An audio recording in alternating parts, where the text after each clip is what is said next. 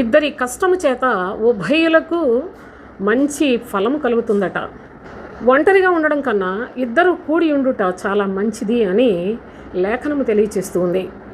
కానీ మనం చూస్తూ ఉన్నాం ప్రస్తుత కాలంలో ఇద్దరు పాస్టర్లు కలిసి దేవుని మహిమపరచవలసి, దేవుని నామం కొరకు బలముగా పనిచేయవలసిన వారు ఇద్దరు పాస్టర్లు కూడుకొని మీడియా ముందుకొచ్చి ఇష్టానుసారంగా వెక్కిలి నవ్వులు నవ్వుకుంటూ వెక్కిలి చేష్టలు చేస్తూ వాళ్ళ యొక్క సొంత జ్ఞానాన్ని ఉపయోగించుకొని నేనంటే నేను గొప్ప అనుకునేలాగా ఎంత చండాలంగా, అసలు చూడడానికి ఎంత అసహ్యంగా బిహేవ్ చేస్తున్నారో మీరు ఒకసారి చూడండి.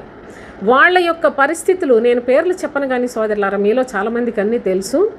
అయితే దేవుని యొక్క లేఖనములలో వారి ఇద్దరు కలిసి పనిచేసి ప్రభు యొక్క నామ మహిమ ఘనత కొరకు బ్రతకవలసిన వారు బ్రతుకుతున్నామని మనుషులను భ్రమపెడుతూ ఇష్టానుసారంగా మరి దేవుని నామాన్ని అవమానపరుస్తున్నారు. ఎంత దౌర్భాగ్యపు స్థితి ఈనాడు క్రైస్తవులు అనుభవిస్తూ ఉన్నారు.